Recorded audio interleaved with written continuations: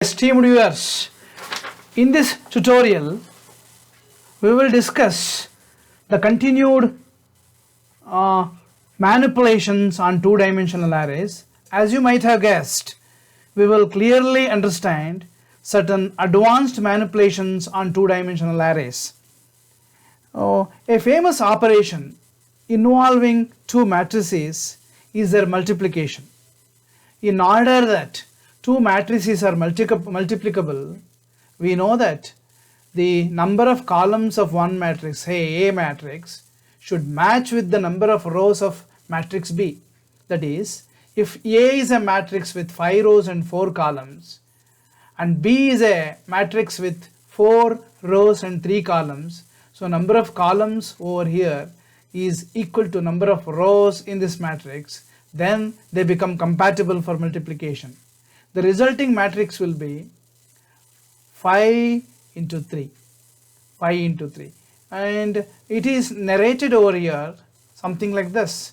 This is array A involving 1, 2, 3, 4, 5 rows and 1, 2, 3, 4 columns, and this is how the elements are numbered: A00, A01, A02, A03, 0th row, and this is the first row, this is the second row, and this is the B matrix with 4 rows, 1, 2, 3, 4 and 3 columns. They become simply compatible. While multiplying, we will select ith row of matrix A and kth element.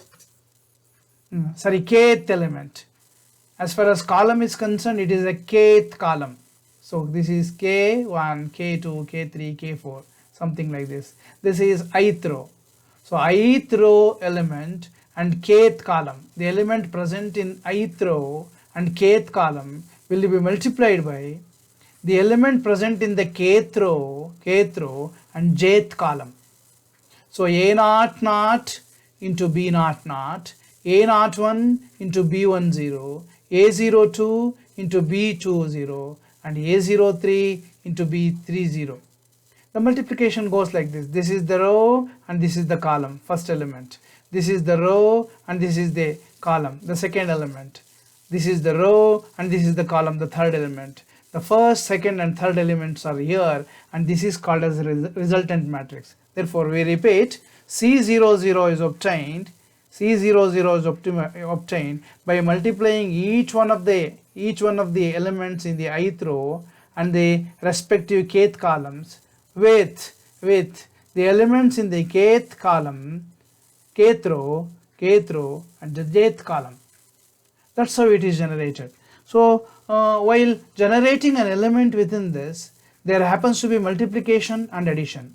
A00, A00 and B00 will be multiplied. It will be added to A01 plus A01 into B10 plus A02, A02, A20 plus A03 and B30. Therefore, each and every element here is to be generated by addition and multiplication. Therefore, in every generation of this is new. Every element is new in the resultant matrix. So this is the clue for developing the program. Okay, if this were to be m into n, generally speaking, if the matrix A is consists of m rows and n columns, and if matrix B consists of n rows and q columns, the resultant matrix will be m into q, provided n equal to n. The number of rows over here, number of columns over here must be equal to number of rows. And I think we can make it p. We can make it p over here for a better clarity. This is p into q. Okay, this is p into q. So this is m into n and p into q. N should be equal to p. Then the generated matrix will be, upon multiplication, the generated matrix will be m into q. That is written over here. And we will straight away go to the program.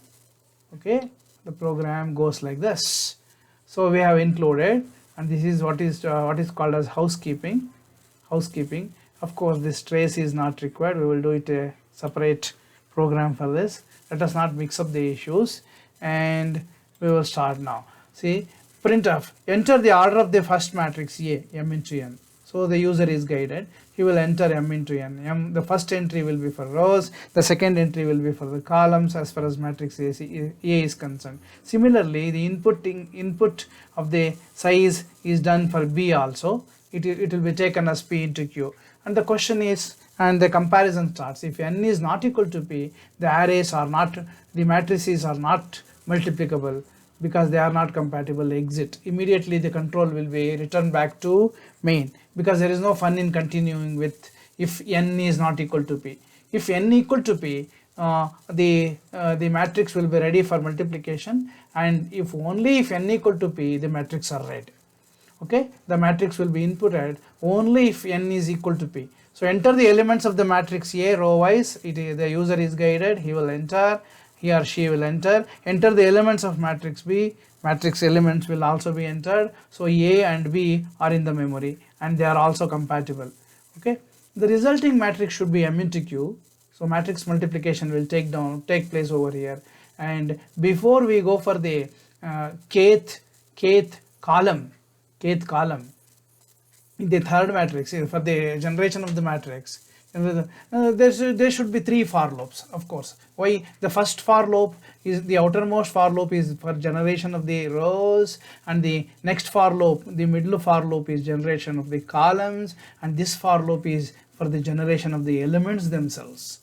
And please remember, in matrix multiplication, both the matrices are multiplied, alright, but every element in the resultant matrix is to be generated by multiplication and addition.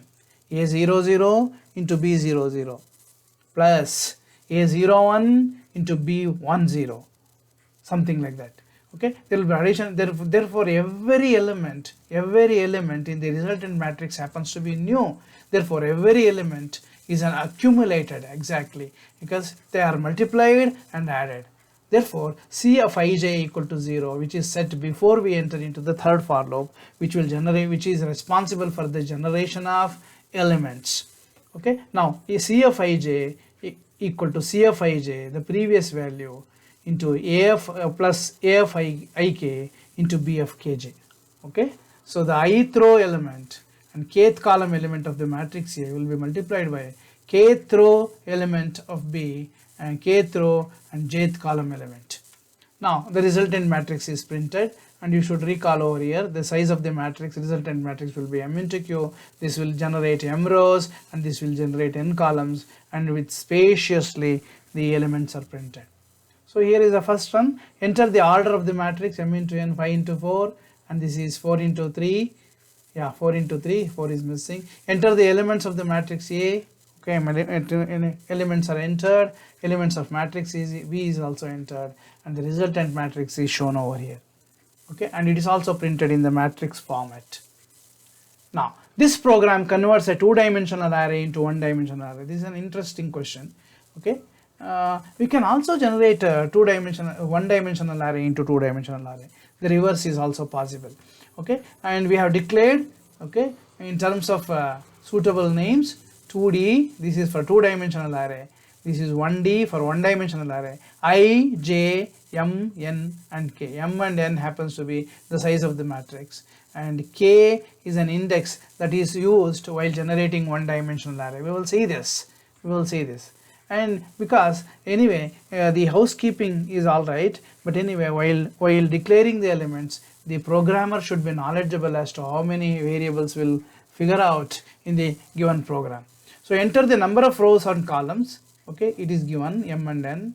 Enter the elements in percentage d rows. Okay, enter the elements in 3 rows if number of rows happens to be 3. So okay, it will be the program will be little interactive. So I equal to 0, I less than m I plus plus, j equal to 0, j less than n j plus plus, and the elements are taken for a 2-dimensional array. Now the 2-dimensional array is also printed. In order to give a real feeling for this 2-dimensional array, it is also printed. Now conversion takes place.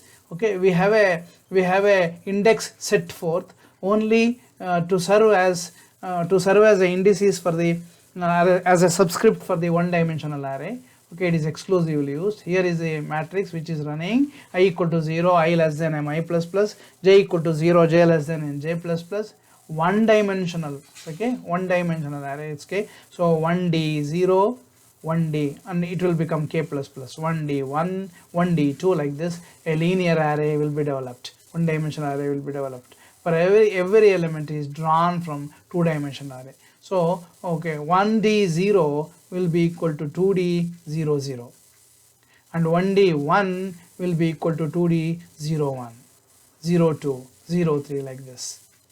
Okay, one dimensional array, we are printing one dimensional array over here. One dimensional array is I equal to 0, I less than k, I plus plus, because number of elements are accrued in k, or we can also write m into n. Okay, we could have written m into n for this particular number of elements. So printf percentage 5d 1di. Okay, the array will be printed. Trace of a square matrix. Okay, in this program we find the trace of a square matrix. Okay, in order to find the trace, the matrix need to be square, that is number of rows and should be equal to number of columns. Okay, that we will check and we will continue with the trace. And the trace is nothing but, trace of a square matrix is nothing but sum of the elements along its principal diagonal. My respected viewers should understand that the principal diagonal elements will be referred like 0, 0, 1, 1, 2, 2, 3, 3, 4, 4. Okay, they are all diagonal elements. Okay, diagonal elements will receive the subscript, both of them being equal, same row, same column, 0, 0, 1, 1, 2, 2, 3, 3, 4, 4, something like this.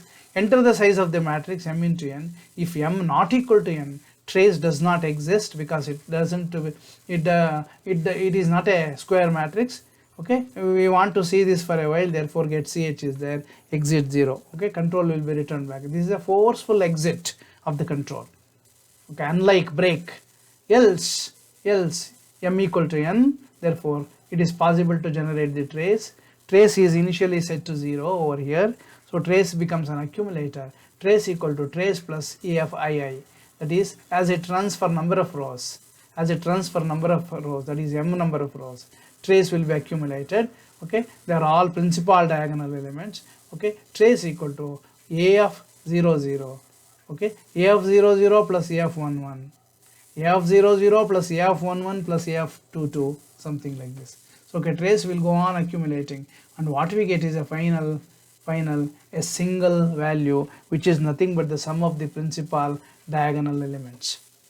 Here in this program we find, of course this is an example 7, which is a cumulative number. Okay, considering the first tutorial also. This program finds the biggest and smallest elements and their respective positions in a given matrix. So all these things are done. Process H is included in order to see that exit will work.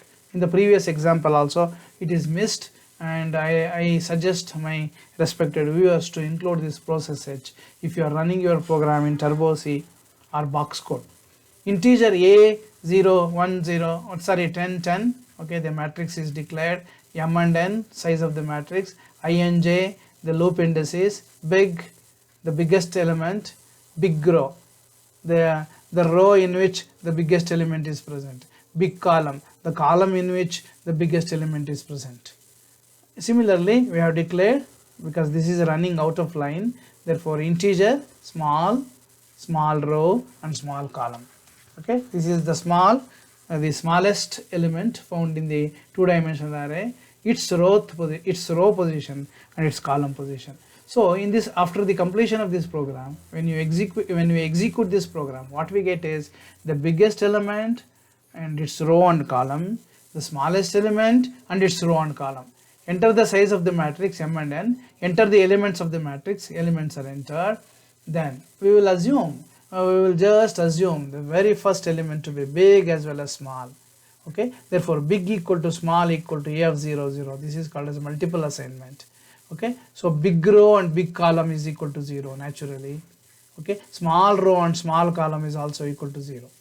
Okay, 0th row, 0th column, 0th row and 0th column, because we have assumed the very first element is the biggest element and very first element is the smallest element. We will enter into the loop, we will really compare all the elements with the rest of the elements, and we will just elicit the real big element and its position, row wise and column wise. Okay, I equal to 0, I less than m I plus plus, j equal to 0, j less than n j plus plus, if big, the assumed big is less than a of ij, it should be ij, should be ij, sorry, it should be ij, okay, right. If big is less than a of ij, then big equal to a of ij, big row equal to I, big column equal to j. It may happen in any of the iterations. In any of the iterations, it may be available in the first row, it may be available in the second row. Accordingly, I will be there. It may be available in any of the columns. And similarly, this is the comparison that we are going to do for small in order to elicit the real small. Small is greater than the assumed small, that is the first element is greater than the next element ij, okay, the next element that is compared, then small will become this element itself, okay. If small is greater than a of ij, then small equal to a of ij, small row, the rowth number of the element is I, and the column of that small element is j. Now we will print this. The largest element is percentage d and it is in percentage d row and percentage d column. Big will go here, the value of the biggest element will go over here. Big row, here it will come the row number, and here it comes the column number, okay. The smallest element is percentage d and it is in percentage d row and percentage d column, small row and small column. So with this, I think we have covered most of the significant programs or programs of engineering interest pertaining to two-dimensional arrays. If any complicated programs are there still there, we will return back, okay. Until then,